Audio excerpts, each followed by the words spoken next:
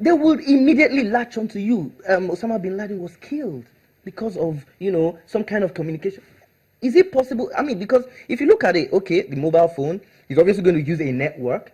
He's going to use the internet. What if he what if he bounces it off several servers? Then you will that happened that's part of the monitoring, the policing. Yes, what matters is, are you worth spending so much time and money on? If they spend so much time and money and resources on you, you will be caught. There's no cybercrime that they can't catch you. How many networks do we have? Like you said, you trace. This guy has... Just hold your thought. Hello? Hello? Hello? Yes, please. Yeah, I can hear you now. Okay. Peter, please make your comments real quick. Yes, my name is Peter Odo. Okay. Hello, Peter. I want to ask a question. Yeah, the question I want to ask is that we have POS terminals that are deployed out there. And one of my friends was telling me that in using this device... Hello? Yes, go ahead. Yeah, in using this device, there are some things that you can place under the POS. When somebody is using his card, you can tap those information. And now those information are used to get into your account and other things.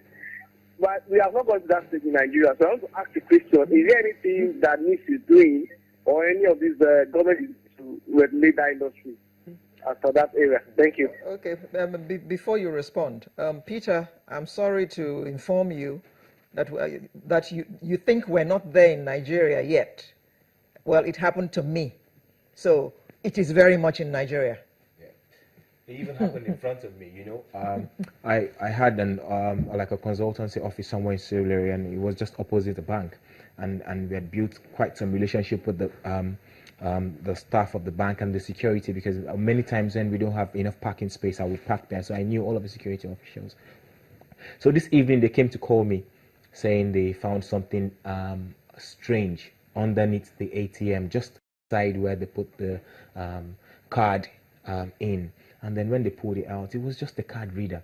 This thing would read your card details. It will pick everything.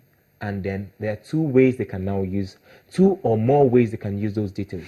Is either they sell it at a very cheap rate in the black market on the internet, or they go and use it to create cloned cards. However, after speaking to the bank's IT unit, I let them know, see, this thing should be sent to you guys, so at least you can educate the rest of the security officials to know that this is something they should look out for. That's number one. Number two, when you use your ATM, those slips that you print out and you just dump it anyhow. Many banks have a dustbin there, and they will just dump it in there. And how are the security officials handling that dustbin? Some people will come just to take that bin for free, and they are going away with a lot of data. Okay, 1 second. Robert from Sulere. Hello. Hello, good morning. Good morning, Robert. Yes, I want to say something now. Yeah. Okay, quickly. For the ATM, you have to understand that when you withdraw your cash, okay, and then you take out, as you withdraw your cash, if you put a metal object right at the entrance of the ATM, okay, now the machine is going to think that it's still going to dispense. So at that point, even after you're taking your cash, put in your metal spoon or metal object right there. The cash that you withdraw at first is going to come out again for the second time. Many people don't know. Now, talking about the ATM, if you want to get the ATM numbers, what you need are only 5 numbers out of the 16 or 17. The first 4 and the last one. The first 4 is your bank identification number. It has like 444. 4444 might be for UBA, 4445 might be for Access Bank, 445 might be for First Bank. Now, every other number after the first 4 is actually irrelevant. You only need the last one, which is called the check digit. The check digit was to verify that your credit card numbers are correct. So if I stay at home and I need a credit card number like say 20, I can extrapolate 1. Then extrapolate the other 9 from a particular one. Because all I need is just first 4 and last one.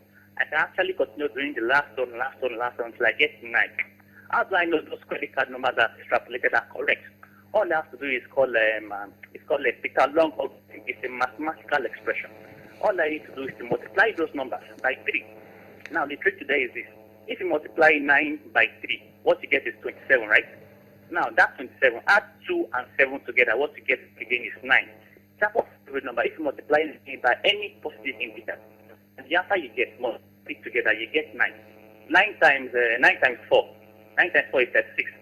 3 plus 6 is 9. Okay? 9 times 10 is 90. 9 plus 0 is 9 times 11 is 99. Okay? Now if you add 9, you get 18. 8 plus 1, you get 9. So invariably, I think internet fraud is very easy. The more sophisticated the security, the easier it is for the fraud to get perpetrated. Thank you very much. We're learning. The party talked about after withdrawing the money, you take your metal phone to it, and the money comes out again. Well, those prior to now, you can't have that any longer. Look, banks are well regulated in that regard now. You know, before now, like I said, the CBN has instituted the Electronic Fraud Forum, and they check all these things. Prior to now, they were getting the ATM, you know, because of cost. Of course, there are different types of ATM machines that you get. Now, you can't have that. Banks are regulated, you know, through the Central Banking and Payment Systems Division. And we've looked at they've changed the infrastructure. In fact, what he's saying, yes, the loan algorithm. But at the end of the day, if nobody has your PIN, you can guess the PAN. You can even copy the PAN off your. The PIN is the key thing, and the cloning aspect has really gone off now because you now have chip and PIN. Your bank isn't going to give you a card that does not have a chip. That chip is essentially, you know, a computer on that. So the PIN, that's why we always tell people, see, no matter what, that PIN, your passcode, your second factor, you have to keep it to yourself. Guard you with your have life. to guard it with your life. Those are the kind of things. And of course now, because of the liability shift, if anything happens, the bank is simply going to tell you that you must have given your PIN away. But what if you didn't give out your PIN? It's very hard not to have given out your PIN and somebody would get across to you. It's very hard. Yes. They need these details. These are the basic things they need to be able to operate.